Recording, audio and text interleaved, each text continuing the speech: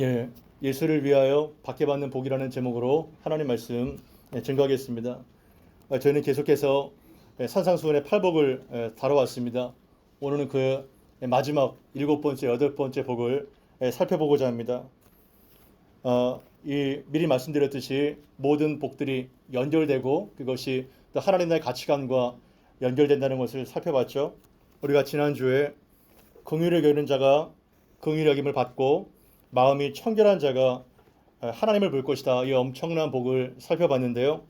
오늘 화평하게 하는 복이 마음의 청결함과 연결됩니다. 그래서 그 마음의 탐심과 이기적인 자아가 죽었기에 하나님을 향한 전심과 그리고 진심이 있기에 마음이 깨끗한 자가 화평을 이루게 될 것이다. 이렇게 연결되어 있는 것을 보게 됩니다.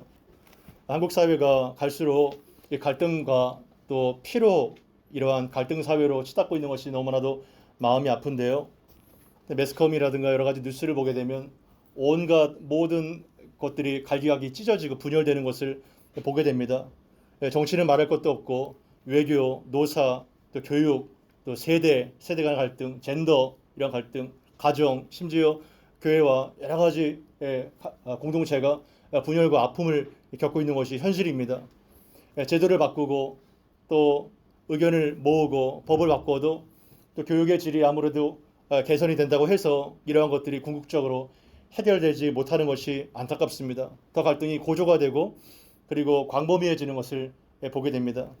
이러한 혼돈과 갈등 속에서 도대체 어떻게 이 문제를 해결할 것인가, 답이 있는가, 또 어떻게 이 어지러운 현안들을 우리는 극복해 나갈까, 이런 것들 우리의 답이 이러한 국민이 아닐 수 없습니다.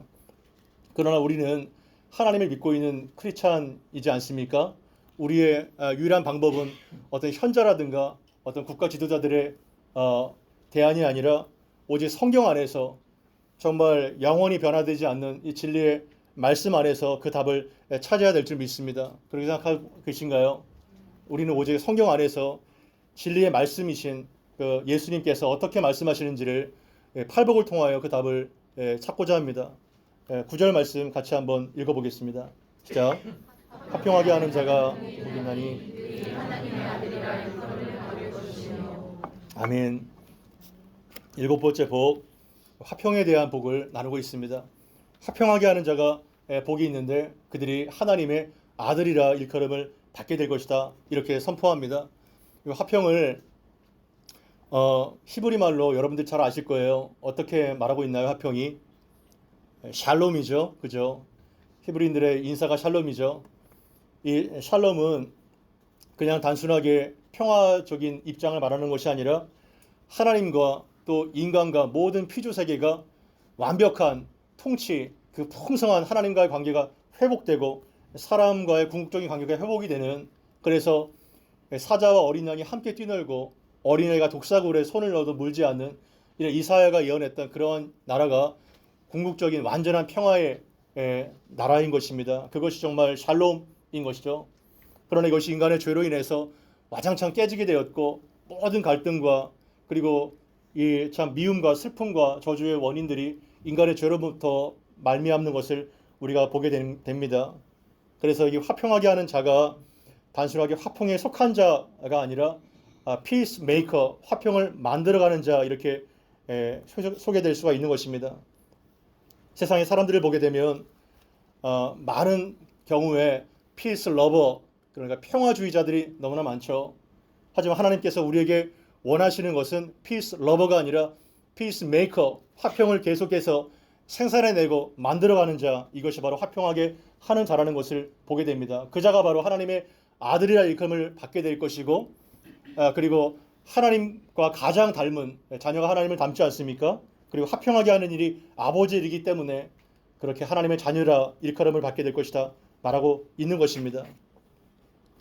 사람들이 저마다 평화를 외치고 그리고 NGO 단체라든가 많은 국가기관을 보게 되면 평화와 관련된 단체가 얼마나 많아요. 그린피스라든가 뭐 피스메이커라든가 평화를 이 평화 저 평화 많이 외치지만 사람들이 이렇게 화평을 원하지만 더 밝은 세상을 만들어가기를 원하지만 왜 세상은 더 시끄럽고 다툼과 갈등과 전쟁과 시기가 끊임없이 만들어지고 있나요? 왜 그런가요? 궁극적인 그 원인이 무엇인가요? 여러 가지를 생각할 수 있겠지만 여러분, 좋은 생각을 갖고 있는다고 해서 좋은 사람이 될까요? 어떻게 생각하시나요? 내가 좋은 생각 갖고 있다고 해서 좋은 사람이 되는 것은 결코 아닌 것입니다. 예, 나치의 히틀러도 스탈린도 심지어 김일성도 좋은 생각을 갖고 있었어요. 하지만 그 사람들이 좋은 사람이라고 평가되지는 결코 않죠. 그리고 여러분, 우리는 크리스찬으로서 좋은 설교를 듣는다고 해서 좋은 교인이 될까요? 어떻게 생각하세요? 물론 좋은 말씀, 그리고 힘이 되는 말씀을 들으면 상당하게 유리한 입장에 처해 있기는 맞지만, 좋은 설교를 듣는다고 해서 좋은 교인이 되는 것은 별개의 문제인 것입니다. 옛날에 이러한 자조적인 메시지가 있지 않습니까? 사랑의 교회에 사랑 없고, 소망 교회에 소망 없고, 제자 교회에 제자 없다. 그럼 은혜 교회는 은혜가 있나요? 예, 아멘. 예, 아유, 예, 너무, 예, 아멘. 예, 정말 맞습니다. 은혜 교회는 은혜가 있습니다. 은혜가 또 필요합니다. 예, 아멘. 예, 그래서 우리는 정말 그것을 지향하고 그것을 바라고 나가지만 현실적으로 이상적인 교회는 없다는 것을 우리가 보게 되는 것입니다. 그래서 이상한 착각이 있어요. 유명 목회자의 교회, 또 유명한 교회, 뭐 수만 명이 모이는 교회를 다니면 마치 자기도 명품 교인이 된 것처럼 착각을 하기도 합니다. 하지만 그것은 자기 기만이죠. 그러한 유명 목회자의 설교를 듣는다고 해서 본인이 그러면 그 목사님의 영성과 인격과 고난과 연단을 닮았다, 그런 과정을 통과했다? 그것은 아닌 것입니다. 여러분, 그냥 듣기 좋은 설교가 그냥 나오지 않잖아요. 정말 10년, 20년 동안 뼈를 깎는 연단과 고통과 인내를 통해서 그 인격을 통한 말씀이 나오지 않습니까? 겨우 정말 들은 만한 말씀, 그냥 들어줄만 하다. 그러면요, 한 10년 이상 말씀을 붙잡고 애를 쓴 겁니다. 왜냐하면 말씀이라는 것이 강의랑 다르죠. 지적 전파가 아닌 것입니다. 또한 그러한 정말 빛과 소금의 역할을 감당할 만한 그런 영성과 인격을 가진 팔복을 살아내는 그러한 성도가 되기 위해선 혹독한 연단과 순교자적인 마인드가 없으면 불가능한 것이 거의 되는 것입니다. 그러니까 좋은 정보와 생각과 말씀을 듣는다고 해서 자동적으로 그러한 좋은 사람이 되는 것은 아니라는 것을 말씀드리고 싶은 것입니다. 본인의 연단과 나의 복음으로 살아낼 때 겨우 그러한 세상이 오게 되는 것이죠. 그렇다면 평화를 사랑한다고 해서 피스 러버가 된다고 해서 화평케 하는 자가 되지 않죠. 그죠? 논리를 따지면.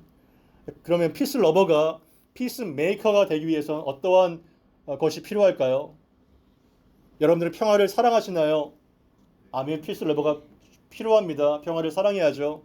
그럼 여러분들이 실제로 여러분의 삶에 속한 가정과 직장과 일터와 교회에서, 이 국가의 사회에서 정말 평화를 일궈내고 피스 메이커가 되기 위해선 어떤 것이 필요하겠습니까? 그것은 대가의 지불이 필요한 것입니다. 희생적인 대가의 지불과 섬김이 필요한 것입니다. 희생이 수반돼야죠. 그래서 심령이 정말 가난해지고 마음이 와장창 깨지게 되고 애통하게 되고, 그리고 마음이 청결한 자가 되고 다른 사람을 불쌍하게 여기는 그러한 사람만이 화평을 이루는 사람이 되는 것입니다. 하나도 손해를 보지 않고 입만 살아서 화평을 원하는 자가 있다면 그것은 자기 기만이고 피스 러버는커녕 트러블 메이커가 될 수밖에 없는 것입니다.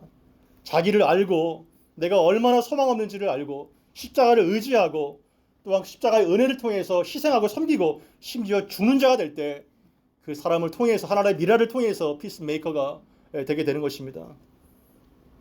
저는 여러분들이 이 피스메이커가 되기를 바라는 것입니다. 피스 러버나 트러블 메이커가 아니라 피스메이커, 평화를 정말 일구어내고 만들어가는 자가 되어야 될 것입니다. 우리는 그것을 통해서 부름을 받았습니다. 이것은 실제로 평화의 왕으로 오신 예수 그리스도, 그분의 삶을 통해서 알게 되죠. 이 어둡고 정말 지옥 같은 세상에 진정한 평화를 주시기 위해서 평화의 왕으로 그분께서 오셨고 자기 몸을 찢고 자기 몸을 주셔서 이 화평을 이루게 되신 것입니다. 십자가의 피로 원수가 된 두 관계가 이방인과 유대인이 하나가 되었던 이 화평을 이룬 것이 바로 예수 그리스도의 희생이라는 것을 우리가 봐야 될 것입니다. 말로만의 평화가 아니죠. 실질적인 희생과 섬김을 통해서 평화를 만들어내는 사람이 되어야 될 것입니다. 에베소서 2장 14절에서 18절을 보게 되면 이러한 말씀이 나와 있습니다. 같이 한번 읽어보겠습니다. 시작.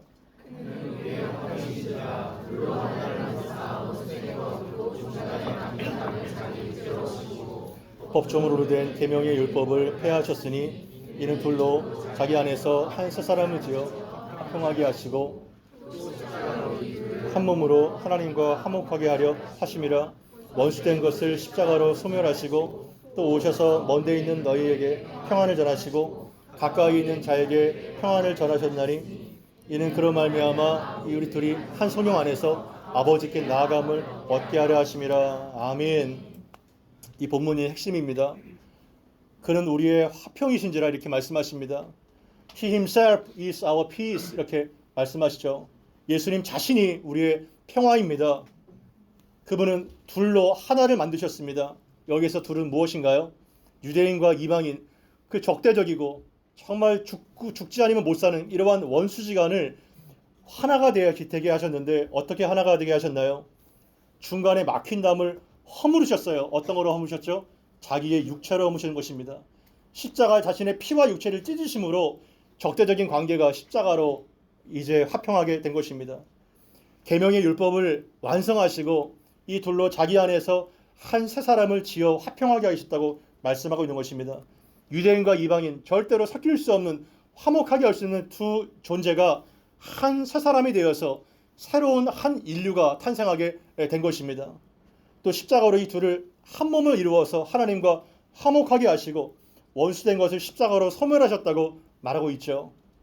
그래서 이로 말미암아 둘이 한 성령 안에서 아버지께 나아감을 얻게 되었다고 말하고 있는 것입니다. 여러분, 유대인과 이방인 수천 년 동안 절대로 하나 될 수가 없는 관계였습니다. 서로 미워하고 서로 반목하고 갈등하는 이러한 것이 역사에 실려였죠.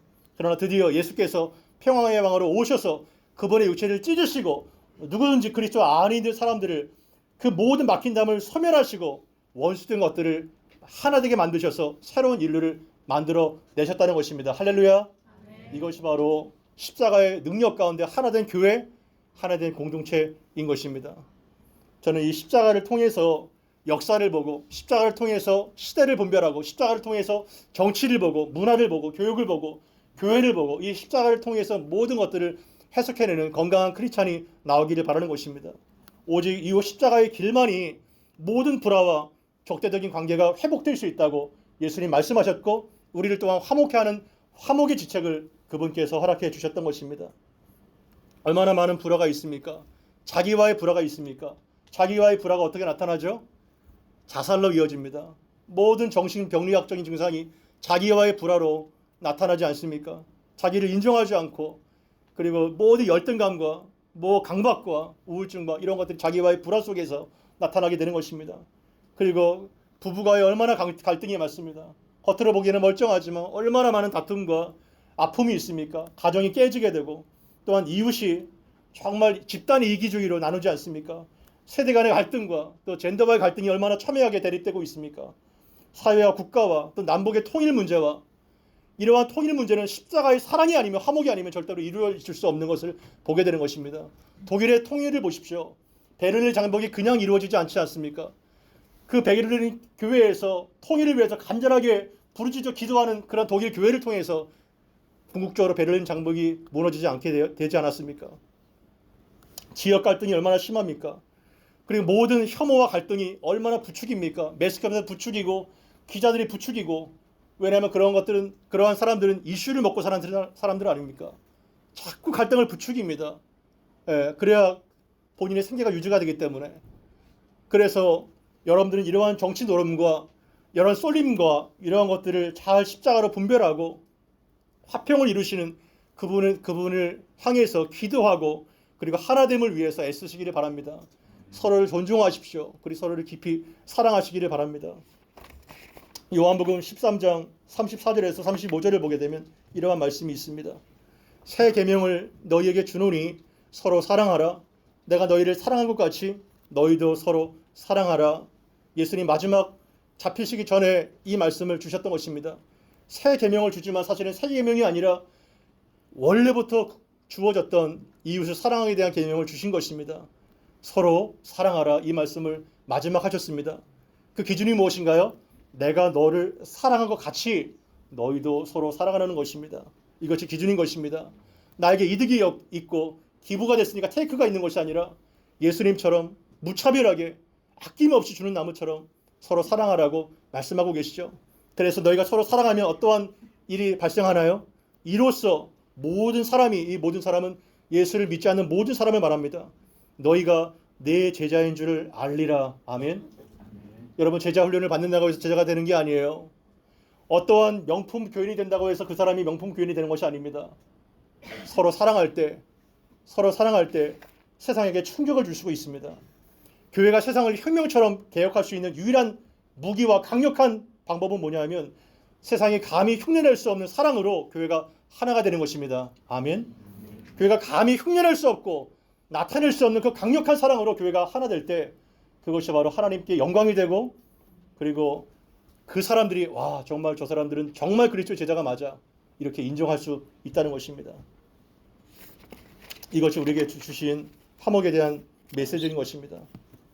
그래서 사람은요, 두세 사람이 모이게 되면 어느 때든지 편을 가르고, 그리고 참 패가 나눕니다. 조선 500년 역사를 보십시오. 북인이니 남인이니 노론이니 소론이니 얼마나 많은 붕당으로 찢어지고 결국은 나라가 잡혀지지 않았습니까? 그래서 정말 너희들끼리 서로 다투게 되면 그 나라가 설 수 있느냐, 이렇게 예수님 말씀하시지 않습니까? 네 편이니 우리 편인가 내 편인가? 정말 교회 안에서는요, 제발 교회 안에서만큼은 이러한 편이 아니라 절편과 성편 외에는 어떠한 편이 없기를 바랍니다. 좌판이 우판이 얼마나 찢어지고 갈기고 나눠져요. 그러나 쪽파와 양파 외에는 파가 없기를 바랍니다. 크게 양보해서 대파까지는 말씀 양보해 드릴 텐데요. 파가 없어야 됩니다. 아볼로파니 개바파니 예수파니, 왜 파가 존재하죠? 왜 파가 있죠? 그것은 정말 반기독교적인 것입니다. 오직 우리는 그리스도 안에서 한 새 사람으로 된 빛의 자녀들 뿐인 것입니다. 제가 20년 전에 천호대교를 지나서 운전을 하러 가는데 엄청난 교통 체증이 있는 거예요.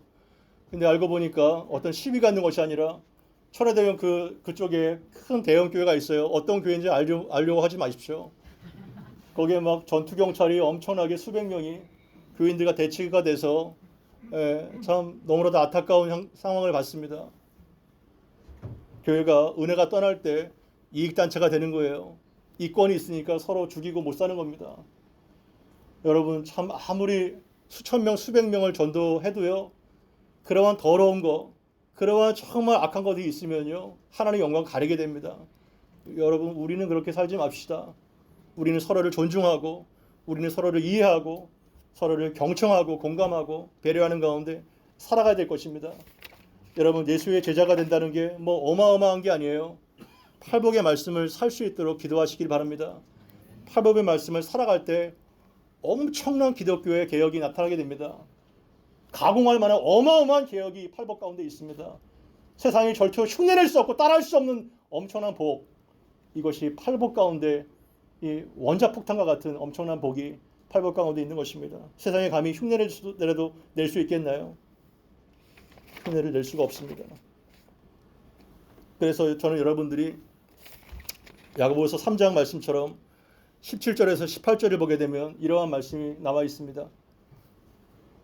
야고보서 3장 17절 18절이 아니네요. 저거는 5장 같네요. 제가 읽어드리겠습니다. 오직 위로부터 난 지혜는 첫째는 성결하고 다음에는 화평하고 관용하고 양순하며 긍휼과 선한 열매가 가득하고 편견과 거짓이 없나니 화평하게 하는 자들은 화평으로 심어 의의 열매를 거두니라. 아멘. 이렇게 나와 있는 것입니다. 야고보 장로는 지혜를 두 가지 지혜로 구분했어요. 그 17절 이전을 보게 되면 땅에서 나온 지혜가 대조가 됩니다. 땅에서 나온 지혜는 전욕적이고 귀신적이라고 되어 있어요. 사탄적입니다. 땅에서 나온 지혜가. 그러니까 시기와 다툼이 끊이질 않아요. 끊이지 않습니다. 이 결박을 끊는 것이 바로 십자가의 사랑이고 위에서부터 쏟아지는 지혜인 것입니다. 그래서 오직 위로부터 난 지혜는 뭐예요? 첫째는 성결하고 다음에는 뭐예요? 화평하고 이것이 나와 있는 것이죠. 그래서 마음이 청결한 자와 화평하는 것이 붙어 있는 것입니다. 청결한 사람만이 화평을 할 수가 있죠. 마음이 욕심과 시기가 가득하다면 그 사람은 절대로 화평을 이룰 수가 없습니다. 그래서 화평하게 하는 자는 뭘로 심어요? 화평으로 심어서 무엇을 거두죠? 의의 열매를 거두게 되는 것입니다. 그래서 화평과 의의 열매가 다른 것이 아니라 화평을 도외시한 의를 도외시한 화평, 두 가지가 다 온전하지 못합니다. 우리는 화평을 심을 때, 농부의 마음으로 심을 때 의의 열매를 비로소 거두게 되는 것입니다. 저는 여러분들이 화평으로 심어서 의의 열매를 거두는 이러한 신령한 농부가 되기를 바랍니다. 그러한 자가 되어야 될 것입니다. 그래서 여러분들이 정말 피스메이커가 돼서 어디를 가든지요, 그 공기가 달라요. 화목한 공기는요, 벌써 딱 느낍니다. 애들도 느껴요. 애들도 부부싸움 딱 하잖아요. 다른데 한 4살부터 느낍니다. 아, 엄마 아빠 싸웠다. 그러면 똑똑한 애들은 막 꼬리 내리고 그러는데 뭐 알아서 막 설거지하고 막 그러는데, 예, 뭐 그냥 정신 못 차리는 애들은 막 그냥 자기 얘기하다가 막 등짝 한 대 얻어맞죠. 그래서 분위기가 벌써 달라요. 예, 따뜻한 공기가 있는 반면에 아주 텐션이 있는 그런 공기가 있습니다. 그래서 이러한 공동체 가운데 여러분들이 들어가기만 하면 시끄럽던 곳들이 잠잠해지게 되고, 그리고 웃음과 편안함이 있습니다. 긴장이 아니라 편안함이 있고, 그리고 정말 허물없이 친해지게 되고, 새로운 사람도 얼마든지 끼어들 수 있고 자기 목소리를 낼 수 있는 그러한 공동체, 그것이 바로 화평케 되는 자인 것입니다. 화목을 전염시키는 자가 되십시오. 그래서 상대의 이야기를 경청하고 공감하고 배려하고 도와줄 수 있는 이러한 모든 의의 열매가 어디서부터 비롯된다고요? 바로 십자가에서 비롯되는 것입니다. 여러분들이 다 그러한 피스메이커로 사용되기를 바라는 것입니다. 마지막, 의를 위하여 박해받는 자입니다. 10절부터 12절까지 같이 한번 읽어보겠습니다. 자,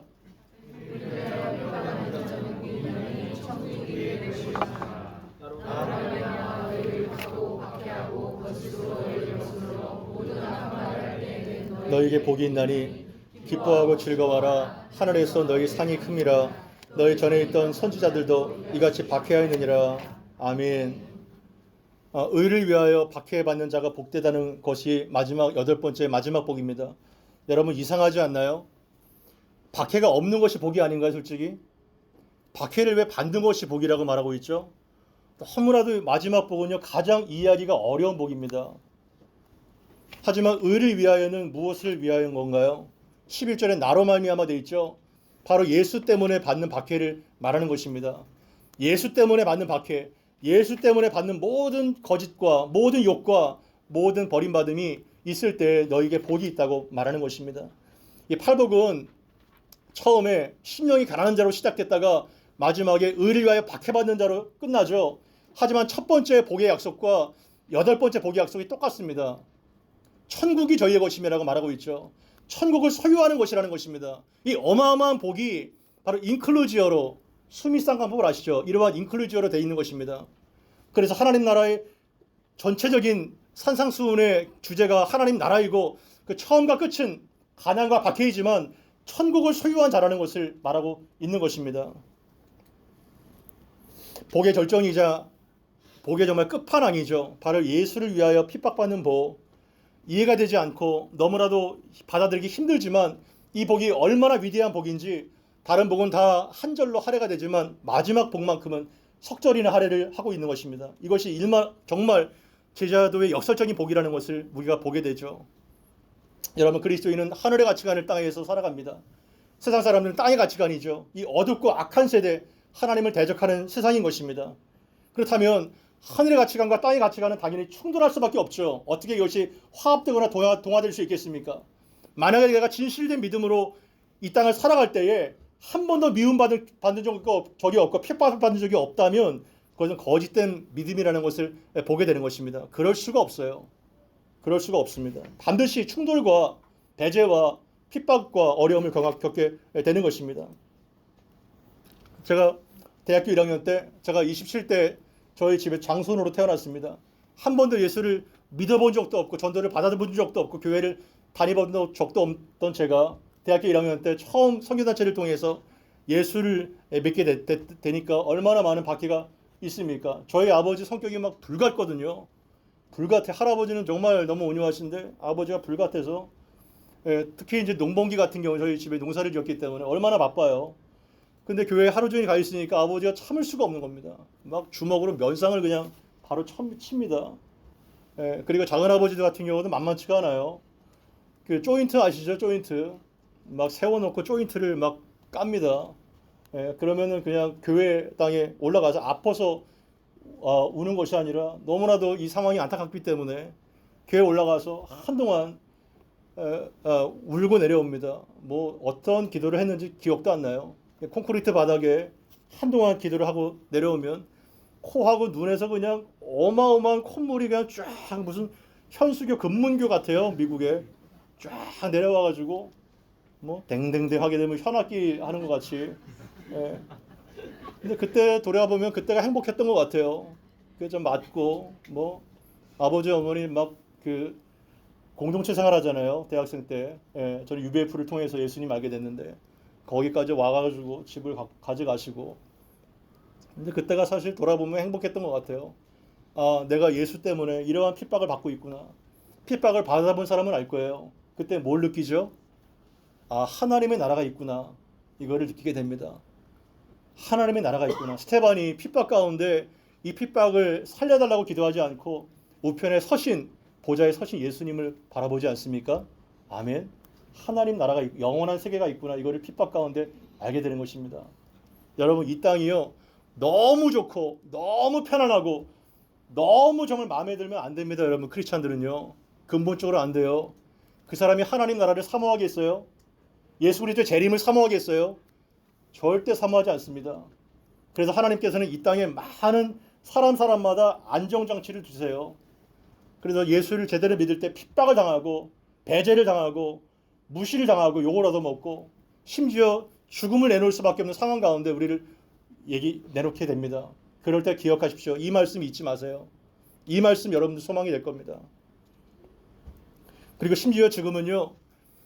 예수를 믿는 사람이 직장과 사업과 삶의 현장 가운데 믿음대로 살아갈 때 안 믿는 사람에게 핍박을 받고 미움을 당하는 것도 당연하지만 소위 말하는 믿는 사람에게도 엄청난 핍박을 받습니다. 경험하셨어요? 예. 사도 바울이 선교 여행할 때 누구에게 가장 많은 핍박을 받았어요? 이방인들이 아니에요. 믿는 유대인들의 하나님을 믿고 있는 유대인들에게 어마어마한 핍박을 받았습니다. 사도 바울을 죽이려고 먹지도 않고 마시지도 않는 40명이 있을 정도로. 그래서 여러분들이 정말 이 땅 가운데 제대로 된 믿음으로 살려고 할 때 순주자적인 믿음이 필요한 것입니다. 그러한 결단이 필요해요. 그래서 야 너만 예수 믿냐? 너만 유별나냐? 야, 나도 임마 교회에서 안수 집사야. 술 마셔도 돼. 나도 이렇게 살아 하면서 이게 바로 세상의 법이야. 이러면서 막 핍박을 주지 않습니까? 이중장부를 쓰는 상황에서도 정말 순진하게 바르게 살려고 할 때 우리는 그 혹독한 믿음에 야 유별나게 믿지마 하면서 얘기하고 있지 않습니까? 하지만 그러한 상황에서도 세상과 타협하지 않고 믿음으로 올곧게 살아가는 것은요 정말 순주자적인 믿음이 아니면 어려운 상황인 것입니다. 그래서 병행 구절인 누가복음 6장 22절 같은 경우를 보게 되면 인자로 말미암아 사람들이 너희를 욕하고 미워하고 멀리하고 그리고 너희 이름을 악하다 하며 버릴 때에 너희에게 복이 있도다. 이 정말 우리는 이상 심리자인가요? 뭐 세디즘인가요? 뭐 가학이 되면은 막 이상해지는 그런 사람이 아니지 않습니까? 우리는 이것을 얼마나 실제적으로 예수님도 그러셨고 수많은 선지자들, 바울, 스테반 집사 그리고 2000년 교회 역사상 많은 개혁주의 선배들 그리고 프랑스의 위그노들 얼마나 많은 사람들이 믿음 때문에 자신의 목숨을 초계와 같이 버린지 모르겠습니다. 그러한 것들이 있다는 것입니다. 그래서 누가복음 6장 26절에 모든 사람이 너희를 칭찬하면 화가 있도다. 이상하지 않아요? 여기 중에서 모든 사람에게 칭찬을 받고 인정을 받기를 싫어하는 사람이 어디 있어요? 하지만 모든 사람에게 너희가 칭찬을 받으려면 화가 있다는 거예요. 왜냐하면 그들의 조상들이 거짓 선지자들에게 이와 같이 하였다 이렇게 말하고 있는 것입니다. 죄가 아무것도 없는 예수님조차도 멸시를 당해 십자가에 죽었다면 우리도 마찬가지죠. 그러니까 애초부터 모든 사람에게 다 인정을 받는 것은 꿈을 깨시길 바랍니다. 그런 것은 존재하지 않습니다. 핍박과 무자비한 이러한 미움이 있다는 것입니다. 하지만 주의점이 있어요. 여기서 주의점이 뭐냐면 괜히 자신의 죄를 고난으로 덮어 씌우지 마세요. 예, 이러한 것들이 너무나 많습니다. 자기가 잘못해서 자기의 욕심과 이기적임과 무지 때문에 죄를 지고 형을 받고 또한 이렇게 모욕을 당했는데도 불구하고 나는 예수님께서 주신 고난을 방해해야 돼, 박해야, 이렇게 될 수는 없다는 것입니다. 그거는 자기 죄죠. 오직 의를 위하여, 그리고 예수님 때문에 핍박과 어려움을 당할 때 하늘에서 복이 있고 기뻐하고 즐거워하라, 이렇게 말씀하고 있는 것입니다. 그래서 누가복음 6장 23절에 보게 되면 더 놀라운 말을 해요. 기뻐하고 뛰놀라. 참 감당할 수 있나요? 왜 이렇게 열기가 뜨겁죠? 열기가 엄청 뜨겁네요. 에어컨이 가동이 되나 모르겠네. 온몸이 다 젖고 있는데 지금 매주마다 젖고 있는 온몸이. 예. 그래서 하나님의 나라가 바로 그들의 것이라는 것을 보게 되는 것이죠. 베드로전서 4장 12절에서 14절을 보게 되면 사랑하는 자들아 너희를 연단하려고 오는 불시험을 이상한 일 당하는 것처럼 이상히 여기지 말라. 무슨 뜻이에요? 당연한 것이라는 것입니다. 이상히 여기지 말라는 거예요. 세상의 가치라고 하는 거 하늘의 가치가 충돌될 수밖에 없다는 것입니다. 오히려 너희가 그리스도의 고난에 참여하는 것으로 즐거워하라. 이는 그의 영광을 나타내실 때에 너희로 즐거워하고 기뻐하게 하려 함이라. 그의 영광을 나타내실 때가 오늘 본문과 대조할 때 욕설, 핍박, 거절, 박해, 죽음, 이것이 바로 어떻게 해석되고 있어요? 그의 영광을 나타내실 때 이렇게 해석되고 있는 것입니다. 그의 영광을 나타내실 때가 바로 그때라는 것을 잊지 마시기를 바랍니다. 너희가 그리스도의 이름으로 치욕을 당하면 복이 있는 자로다. 영광의 영, 하나님의 영이 너희 위에 계실 것이라고 말하고 있는 것입니다. 그리스도를 위해서 고난을 당하고 치욕을 당하고 남모른 슬픔과 아픔이 있을 때 예수님 바짝 곁에 서서 여러분들과 함께 계시다는 것을 잊지 마시기를 바랍니다. 세상에 어떠한 위로도 여러분 위로할 수 없습니다. 오직 살아계신 예수님의 위로만이 그를 위로할 수가 있는 것입니다. 조 파이퍼 목사님은 기독교 희락주의를 선포하면서 어떻게 말씀하시냐면 우리가 하나님 안에서 가장 만족할 때, 하나님 안에서 가장 만족할 때, 어떠한 상황이든지 간에 그것이 핍박이건 즐거움이건 어떠한 상황이든 간에 가장 만족할 때 하나님은 우리 안에서 가장 큰 영광을 받으신다. 아멘. 가장 큰 영광을 받으신다는 거예요. 우리가 뭐 1등하면 좋죠. 올림픽에서 금메달 따면 좋죠. 수석하면 좋죠. 하지만 그것뿐만 아니라 비교가 될 수 없는 고난 가운데, 핍박 가운데, 정말 어려움 가운데 우리가 그것을 잘 견디고 십자가를 짊어질 때 하나님은 우리 안에서 가장 큰 영광을 받으실 것이라고 말하고 있는 것입니다. 말씀을 정리하겠습니다. 팔복을 정리할까요? 그렇다면 도대체 팔복, 심령이 가난한 자부터 우리가 핍박받는 자가 복이 있다고 살펴봤는데 요약하면 이 팔복은 어떻게 규결될 수 있겠습니까? 누구의 길인가요? 팔복의 길이 바로 예수 그리스도의 길인 것입니다. 십자가의 길이고 좁은 길인 것입니다. 자기 실현의 길이 아니라 자기 부인의 길인 것입니다. 그리고 이 모든 복의 특징이 성령의 열매와 일맥상통합니다. 그래서 이 팔복의 성품은 바로 예수님의 성품이고 예수님의 길이라는 것을 잊어서는 안 될 것입니다. 세상에 손만 뻗으면 얼마나 우리를 즐겁게 하는 복들이 넘쳐나지 않습니까? 눈을 즐거워하고 귀를 즐거워하고 입을 즐거워하는 모든 것들이 넘쳐납니다. 그러나 우리는 그러한 세상 복에 줄이고 목마른 것이 아니라 예수께 목마르고 하늘에 속한 신령한 복을 사모하는 이러한 자가 되기를 바랍니다. 심령이 정말 가난한 자가 되기를 바랍니다. 애통하는 자가 되기를 바랍니다. 우는 자가 되기를 바랍니다. 그리고 마음이 온유한 자가 되고 예수의 드리고 목마른 자가 되어서 배부른 자가 될 것입니다. 그리고 긍휼이 여기는 자, 마음이 청결한 자, 화평하게 하는 자, 그리고 의를 위하여 박해받는 자가 되어서 천국을 소유하는 이러한 자가 되어야 될 것입니다. 그래서 어떠한 모욕과 박해와 심지어 죽음조차 그것을 기꺼하게 받아들일 때 우리는 그 좁은 길을 걷게 될 것이고 그리스도의 제자로서의 삶을 살게 될 것입니다. 이거 얼마나 불가능한 얘기입니까? 그러나 예수님은요, 성경에 나와 있는 예수님의 이 말씀은 너무나도 정직한 거예요. 너무나도 정직합니다. 우리를 제자로 부르실 때 이 제자에게 하신 말씀이잖아요. 어떻게 말씀하시는 거랑 똑같아요. 야, 너희들 명심해. 너희들이 죽을 수 있어. 너희 앞에 그리고 고난이 있을 거야? 너희 앞에 가난이 있을 거야? 그래도 나를 따를 수 있겠니? 그거를 지금 묻는 거예요. 여러분 보험 계약할 때 엄청나게 많이 사탕 발린 말 하지 않습니까? 보험 설계자가 뭐 조그만 병에 걸려도 몇 천만 원 나오고요. 사망할 때 몇 억 나오고요. 암 걸리면 몇 억 나옵니다. 그런데 맨 뒤에 약관이 깨알같이 쫙 써 있잖아요. 약관이 깨알같이. 그거를 다 그냥 대충 동의하고 하지 않습니까? 근데 정작 일 터질 때 오리발 내밀잖아요. 아, 이거는 이러한 것 때문에 안 됩니다. 지급이 안 됩니다. 예수님 그렇게 부정직한 분이 아니에요. 예수님은 아예 대놓고 너희가 나를 따를 때 죽을 수가 있을 거야.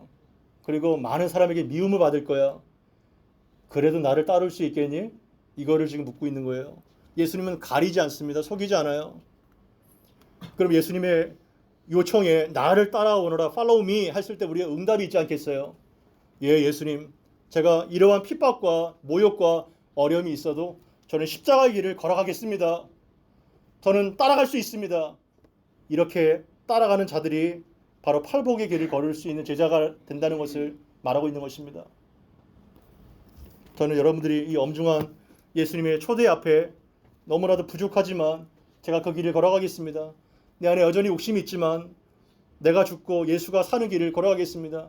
이러한 순결한 믿음으로 살아가는 여러분들 되기를 바랍니다. 오늘이 맥주감사절이지 않습니까? 맥주감사절은 다른 말로 어떻게 표현이 되나요? 다른 말로 77절과 오순절입니다. 오순절에 성령의 강림한 그 위대한 날이 맥주절인 것입니다. 그리고 맥주절에 성령이 어마어마하게 부어짐으로 신약의 교회가 탄생됐고 첫 열매가 나왔다면 추수감사절은 마지막 수장절, 장막절이 되어서 마지막 추수가 되는 것입니다. 그래서 이 믿음의 여정 가운데 성령이 부어져야 이 팔복의 말을 따를 수 있지 않습니까? 이것이 구호가 아니라 실제적으로 가능한 범위까지 성령이 부어지면서 이 말씀을 행할 수 있는 능력의 공동체 되기를 바라는 것입니다. 들은 말씀 기억하면서 함께 합심하여 기도하겠습니다.